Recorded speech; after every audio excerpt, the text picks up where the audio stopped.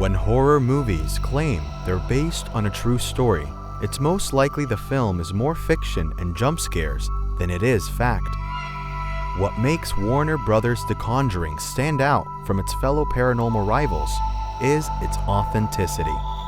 According to Andrea Perron, one of the young women who lived through the haunting and served as a film consultant, Hollywood had to tone the story down so that the Motion Pictures Association of America could settle on an R rating.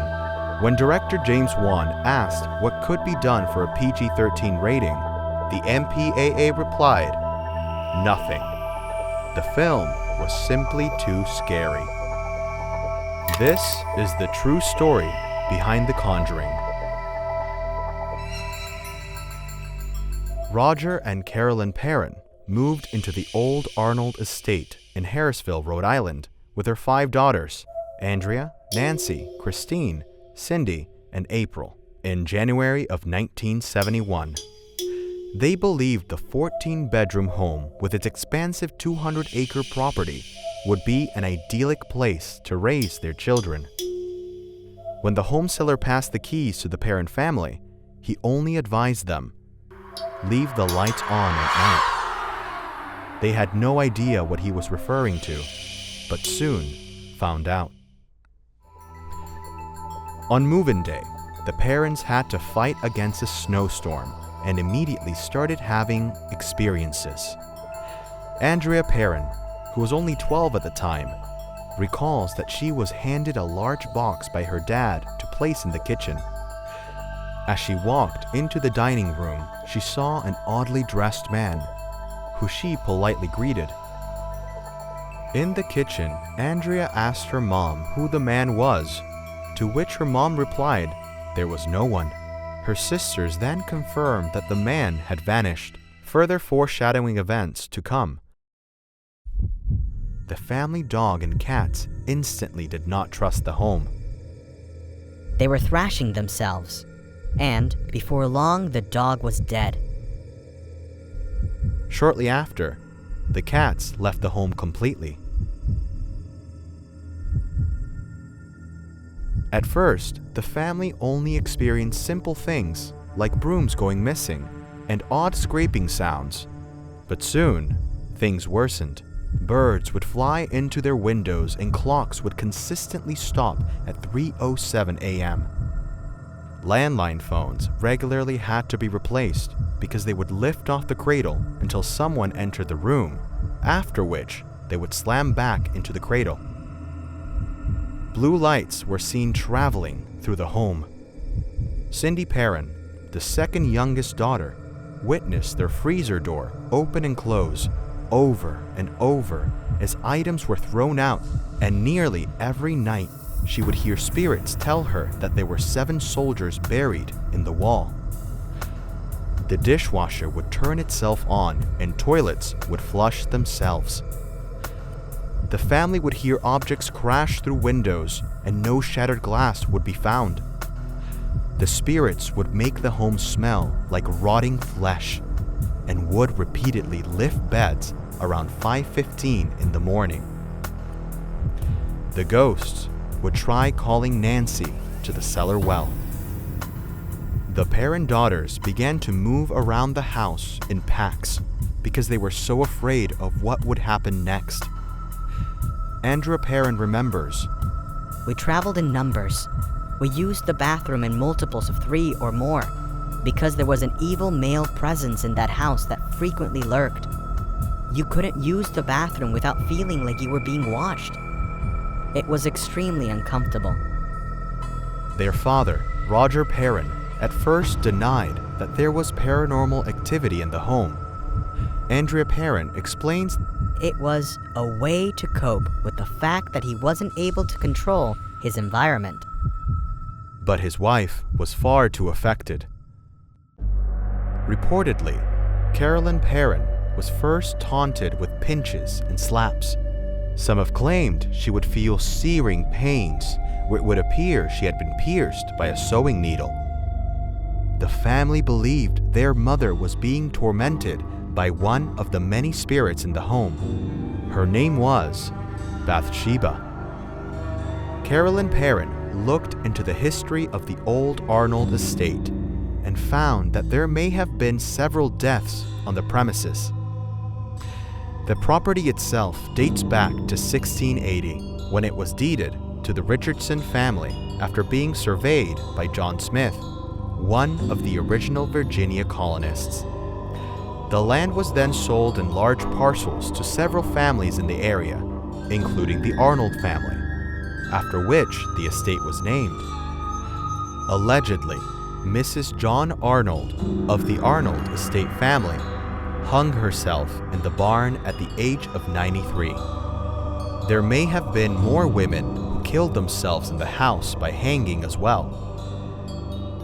It is also believed that there is history of a blacksmith shop on the property where two men froze to death. Furthermore, there is the legend of a woman by the name of Bethsheba. Bethsheba was accused of killing an infant that was in her care. The child was found dead with a needle embedded at the base of its skull, which caused it to die of convulsions. Bathsheba was exonerated, but shunned by the community. It was rumored that she was a practicing Satanist. According to Andrea Perron, The spirit of Bathsheba perceived herself to be the mistress of the house, and she resented the competition my mother posed for that position. the Perron family watched Carolyn gradually change before their eyes. She began to wear clothes as though she was from another time period, and she started using archaic language. At first, the family thought it was simply because Carolyn was a natural historian who was embracing her hobby. But when concerns for Carolyn grew, Ed and Lorraine Warren appeared on the Perron family's doorstep. The Warrens were a pair of paranormal investigators. Ed was an expert demonologist and Lorraine a medium. They met each other at age 16 and married in 1945. The couple got into haunted houses when Ed left art school after World War II, and the couple began taking trips in New England to sell his paintings to tourists. Ed was curious about places rumored to be haunted, so he would go visit and begin drawing the house from the road. Lorraine would then approach the people living in the home and show them Ed's sketch of their home. Through his art, the Warrens would get invitations into these haunted homes and would speak to the families about their experience in the home. In 1952, the couple formed the New England Society for Psychic Research, or NESPR, which they used to investigate reported hauntings and help those who were being haunted. The Warrens began their investigation at the old Arnold estate the night before Halloween in 1973. In a Q&A, Andrea Perron clarifies that no one in the family had contacted the Warrens. They simply appeared at the Perron family's door. The reason the Warrens knew about the Perrons was because someone pretending to be Carolyn Perron contacted a young man and his paranormal investigation team from Rhode Island College. When the young man entered their home, he had an experience that was so profound and so disturbing that he was the one that set out to contact Ed and Lorraine Warren on the family's behalf. And after a year and a half of investigating the old Arnold estate and the Perrons, the Warrens concluded that a seance was necessary for Carolyn. The seance, Andrea states, was far more intense than anything they could have portrayed on film. It did not happen in the cellar, it happened in the dining room, and I knew from that moment evil existed.